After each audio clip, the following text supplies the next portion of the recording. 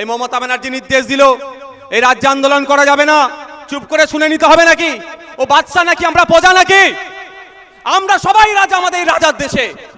আমরাও এখানেও যে না কই মুখ্যমন্ত্রীর চেয়ারে বসিয়েছি ভোট দিয়ে, এটা মাথায় রাখবেন।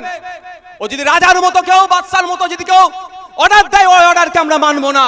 তবে হ্যাঁ, গণতান্ত্রিক প্রক্রিয়ায় শান্তিপূর্ণভাবে আমরা প্রতিবাদ করে যাব, আগামী দিনেও প্রতিবাদ করব।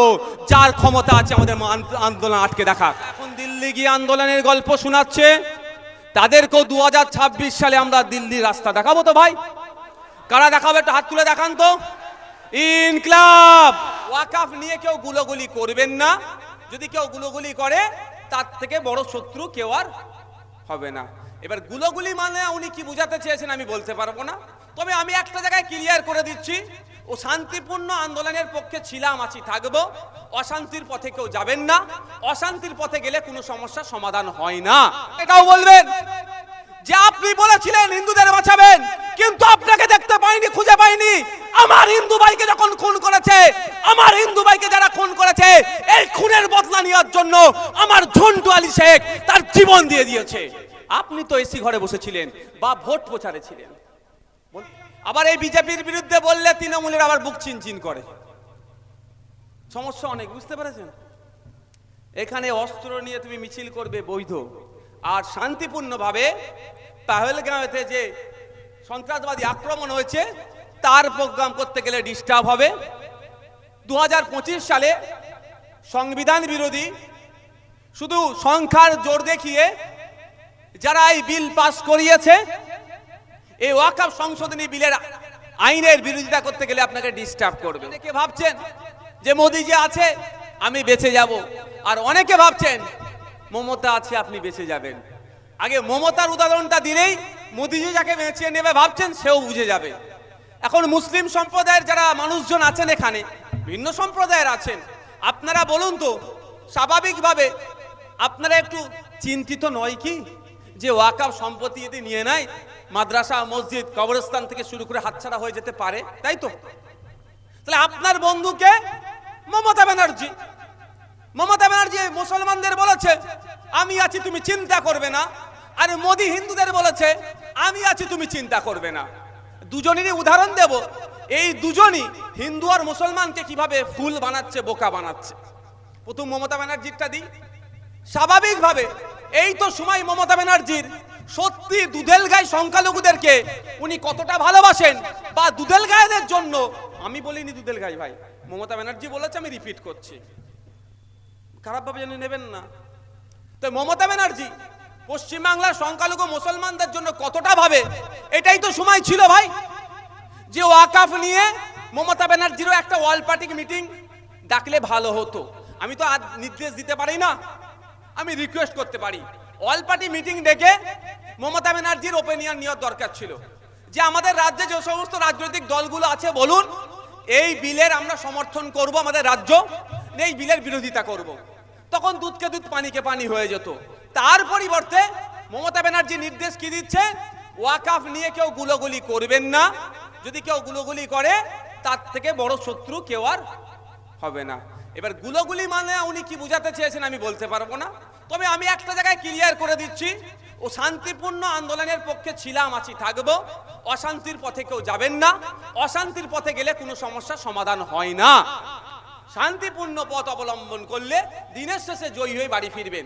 কিন্তু মমতা ব্যানার্জির উচিতটা কি ছিল, কি দরকার ছিল, যে বিধানসভা থেকে একটা বিল পাস করানো, যেই বিলের মধ্যে প্রস্তাব পাস করানো, যেই প্রস্তাবের মধ্যে উল্লেখ থাকবে যে ওই অসাংবিধানিক বিল আমাদের রাজ্যে তথা দেশের জন্য প্রত্যাহার করতে হবে, আমরা মানব না। করেছেন না, করে উল্টে আপনাকে শাসাচ্ছে, ধমকাচ্ছে, আপনাকে বলছে এইসব করতে না করতে হবে না, আমি আছি বলে লাভটা কি হবে, কতটা লাভ হবে? বলেছিল মোদিজি হিন্দু খাতরে মে হ্যায়, আমাকে ভোট দাও, হিন্দুরা বিপদ থেকে মুক্ত হবে। 10 বছর পার হয়ে গেছে, হিন্দুরা বিপদ থেকে মুক্ত হয়েছে?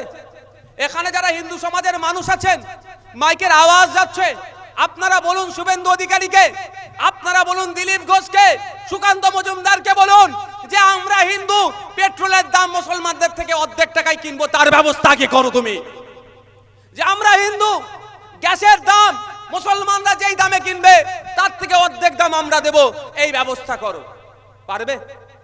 করুক না, করবে না। কিন্তু বলছে হিন্দু বিপদে আছে, ভোট দাও, হিন্দু বিপদ মুক্ত হবে। আমি তর্কের খাতিরে ধরে নিলাম, আমি বিতর্কে জড়াবো না। কাশ্মীরে পেহেলগাঁওতে ওখানে যে আমার হিন্দু ভাইগুলোকে শহীদ করেছেন, খুন করেছে, আমি তর্কের খাতিরে ধরে নিলাম যে ধর্মের ভিত্তিতে ধর্মেও পরিচয় দেখে খুন করেছে, তাই তো? এবার বলুন, হিন্দু হৃদয় সম্রাট বলে যে নিজেকে দাবি করে, যে হিন্দুদের রক্ষাকর্তা বলে নিজেকে দাবি করে, যে হিন্দুদের মাসিয়া বলে নিজেকে দাবি করে, হিন্দু বিপদে আছে, আমাকে ভোট দাও, আমি হিন্দুকে বিপদ মুক্ত করব, যিনি বলেছেন, তার আমলে হিন্দু বেছে বেছে খুন হতে হলো। মানে ওনার যদি লজ্জা থাকতো পদত্যাগ করতো না ভাই?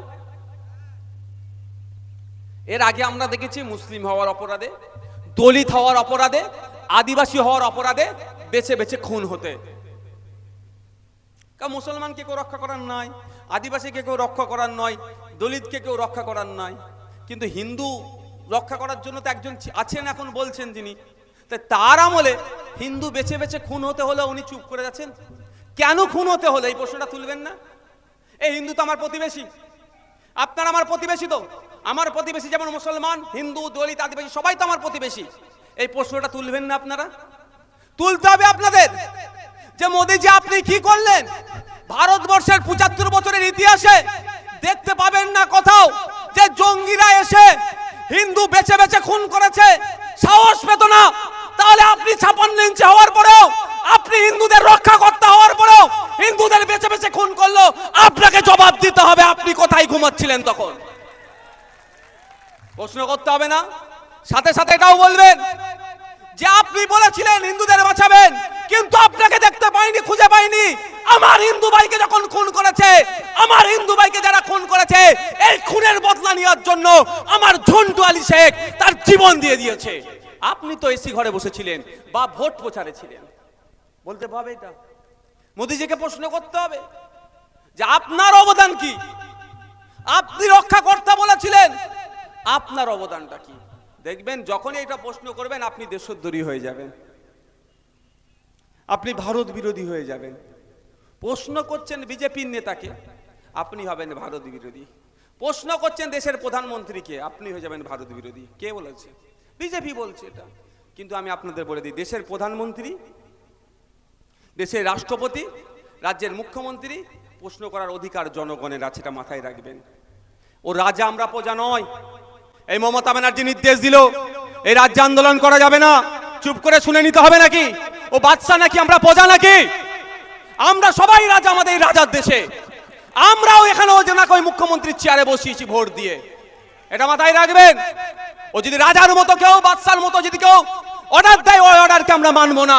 তবে হ্যাঁ, গণতান্ত্রিক প্রক্রিয়ায় শান্তিপূর্ণভাবে আমরা প্রতিবাদ করে যাব, আগামী দিনেও প্রতিবাদ করব। যার ক্ষমতা আছে আমাদের আন্দোলন আটকে দেখা। আমি গতকালকে বলেছিলাম, আজকেও বলছি, গতকালকে মঞ্চ থেকে বলেছিলাম যে আমি আগামীকাল দেগঙ্গাতে প্রতিবাদ মিছিলে যাব ৩টে বিষয় নিয়ে। যে আমাদের রাজ্যের ২৬,০০০ চাকরি বাতিল হয়েছে, ওই ২৬,০০০ চাকরি বাতিলের মধ্যে অনেকজন যোগ্য আছে, দুর্নীতিগ্রস্ত যারা আছে তাদেরকে বাদ দিয়ে যারা মেধার ভিত্তিতে চাকরি পেয়েছে তাদেরকে স্কুলে পাঠাতে হবে। এই বঞ্চনা, এই দুর্নীতির প্রতিবাদে এবং কাশ্মীরের পেহেলগাঁওতে যে সন্ত্রাসবাদী আক্রমণ হয়েছে, সেই সন্ত্রাসীদের প্রতিবাদ, সন্ত্রাসের প্রতিবাদে এবং সাথে সাথে ওয়াকফ সংশোধনী আইনের বিরুদ্ধে এই প্রত্যাহারের দাবি নিয়ে প্রতিবাদ সবাই যাব। পারলে বন্ধ করে দেখাও।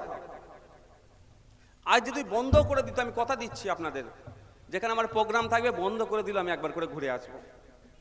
স্টেজ করতে দেবে না তো আমি বলে ধরে নিলাম, কিন্তু আমি এসে ঘুরে যাব, এটা মাথায় রাখবে। ওরে আমরা রাজা আর প্রজার দেশে বাস করিনি, এটা মাথায় রাখবেন। এই কনসেপ্ট আপনারা ভুলে যাচ্ছেন। আমরা 5 বছর ওনাকে দায়িত্ব দিয়েছি পশ্চিমবাংলা পরিচালনার জন্য।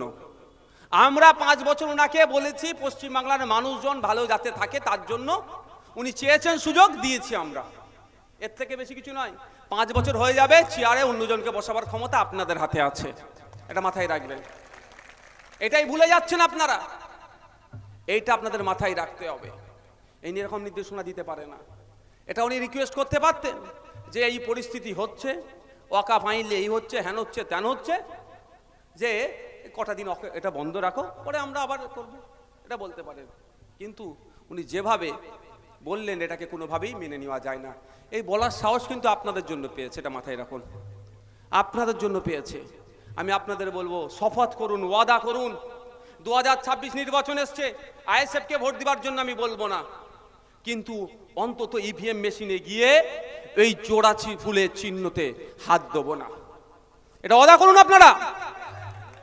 পদ্ম ফুলের তো কোনো প্রশ্নই আসছে না ভাই, এখানে ছুরি থাকালেও হবে না, হবে? আমার তো হবে না ভাই। এবার আপনারা জানেন না কি করবেন, কিন্তু জোড়া ফুলেও হাত দেব না, জবাব আমরা দেব। তো যারা এখন দিল্লি গিয়ে আন্দোলনের গল্প শোনাচ্ছে, তাদেরকেও 2026 সালে আমরা দিল্লির রাস্তা দেখাবো তো ভাই। কারা দেখাবে? একটু হাত তুলে দেখান তো। ইনকিলাব, ইনকিলাব, ইনকিলাব, Indian secular front, Indian secular front. কাশ্মীরের পেহেলগাঁওতে যে বর্বরিত অত্যাচার হয়েছে তার প্রতিবাদে আমাদের সংগ্রাম চলছে, চলবে। এই সন্ত্রাসীদের বিরুদ্ধে আমাদের ঐক্যবদ্ধ লড়াই চলছে, চলবে। এই সন্ত্রাসীদের বিরুদ্ধে আমাদের ঐক্যবদ্ধ লড়াই চলছে, চলবে। 26,000 চাকরি যাদের জন্য বাতিল হয়েছে সেই রাজ্য সরকার জবাব দাও, জবাব চাই, জবাব দাও, জবাব চাই, জবাব দাও। ওয়াকফ সংশোধনী আইন অবিলম্বে প্রত্যাহার করতে হবে, ওয়াকফ সংশোধনী আইন অবিলম্বে প্রত্যাহার করতে হবে। আমাদের লড়াইটা চলবে তো ভাই, না ভুলে যাবেন? কারো অসুবিধা হচ্ছে নাকি? আমি একটা বিষয় এখনো বলিনি ওয়াকফ নিয়ে, শুনবেন তো? না গরম হচ্ছে বলে একটু চলে যাবেন? যদি বলেন আমি ছেড়ে দেবো, আমার কিন্তু প্রচুর গরম হচ্ছে, আমার কিন্তু অনেক গরম হচ্ছে, তাও বলছি। শুনবেন তো ভাই? যারা শুনবেন একটু হাত তুলে দেখান তো। একটু শোনা দরকার যে ওয়াকফ সংশোধনী আইনটা কেন আমরা প্রত্যাহার করতে বলছি বা কেন আমরা বিরোধিতা করছি, এটা আমাদের শোনা দরকার তো। আর না হলে ওয়াকফের বিরুদ্ধে আইন হবে, চলো গেল স্টেজে নিয়ে গেল, নারে তাকবীর, আল্লাহু আকবার, এই সব স্লোগান, ধর্মীয় স্লোগান দিল। এই মোদির বিয়ে হয়নি কেন, ও কি বুঝবে, হ্যান করবে, তান করবে বলে ঘরে চলে গেল। ভিড় করিয়ে দিলে লাভ হবে কিছু? মোদিরা চাইছে, শুভেন্দু অধিকারীরা চাইছে ওয়াকফের আইনে নিয়ে যখন প্রতিবাদ সভা হবে বেশি বেশি করে তকবীর দাও।